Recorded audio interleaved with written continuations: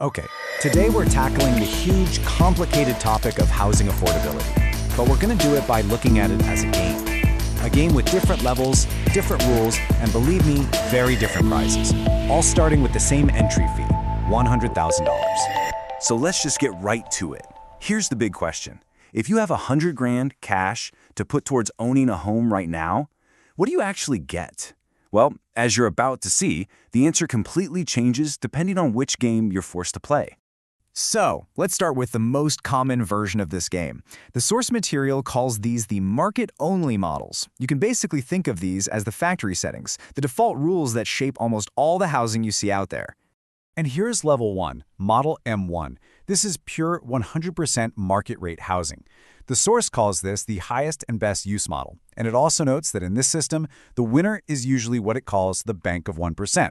The investors and developers profiting from the market. So with that in mind, what does your $100K get you?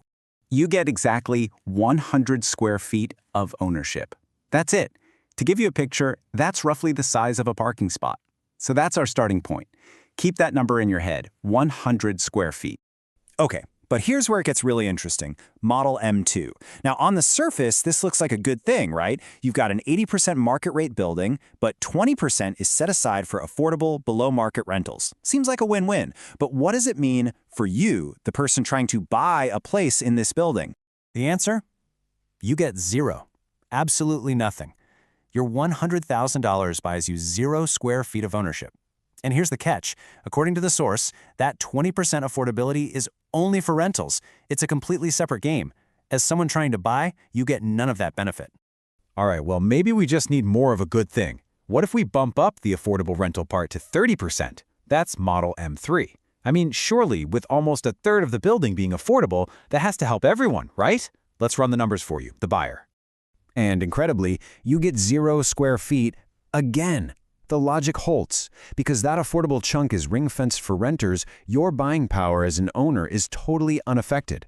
It's like you're playing poker at a table where some people are playing blackjack. The two games just don't mix.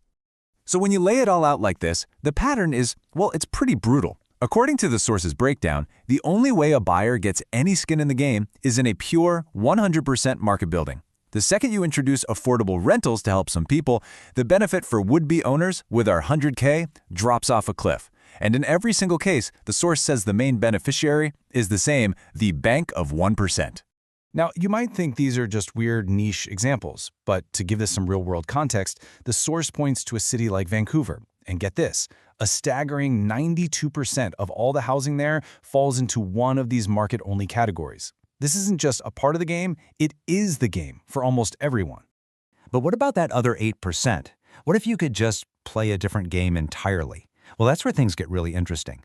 Let's look at the non-market models.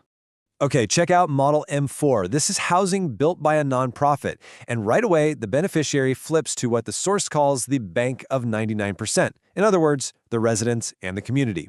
But there's always a but, right? There's a catch. This affordability has a 25-year lifespan. It comes with an expiration date. And look at that. The result is instant. Your $100,000 suddenly buys you 140 square feet. That's a 40% jump from the pure market model. But the trade-off is real. You get more space for your money now, but the source notes that in 25 years, this place could just flip right back to market price. It's not permanent. So Model M5 tries to solve that by offering more security. Here, the non-market status is locked in for a much longer time. We're talking a 49 to 99-year lease. This gives people decades of real stability, even if it's still not technically forever. And your buying power, it creeps up again to 150 square feet. So a little more value for a much bigger long-term promise. You see the pattern here, right? The longer the affordability is guaranteed, the more bang you get for your buck. And that brings us to the final non-market model. And this one is a total game changer. It's called a permanent land trust with a co-op. The magic word here is permanent. The land itself is taken out of the speculative market, forever. This housing will never be market rate. And the result is, wow. Just wow. The very same $100,000 now buys you 300 square feet. That's triple what you could get in that first model we looked at. By taking the land speculation out of the equation for good, the value for you, the buyer, just explodes. Looking at these non-market models side by side, you can't miss the trend. The math is just so simple. The more permanent the affordability becomes, from a 25-year clock to a long lease to forever, the more your money is actually worth. But this just raises a massive question, doesn't it? If these non-market models give so much more value to buyers, why are they only 8% of the market in a place like Vancouver? Why is the other game, the one that gives you less, so dominant? Well, to figure that out, the source suggests we need to look at who wrote the rules in the first place. And according to the source material, a huge part of the answer lies back in the 70s and 80s. It points to policies in the UK under Margaret Thatcher that sold off tons of public land and housing to private buyers. And over in the US, it was the era of Reaganomics, which was all about privatizing public services. The source presents these as two key moments that fundamentally shifted our view of housing from a public good to a private asset on the speculative market. And that really set the rules for the game we're all playing today. So after looking at all of this, you realize this is about way more than just square footage. The source material presents this as a fundamental choice. The real question becomes, who is this whole system actually built to help win? And this slide, I think, just cuts right to the chase. This is the core argument the source is making. It all boils down to a really simple question. Who are you paying? Is the goal of the game to pay the bank of 1%, which profits from rising prices and speculation, or is it designed to pay the bank of 99%, which benefits from stability and long-term affordability? It's a really powerful way to frame the whole issue.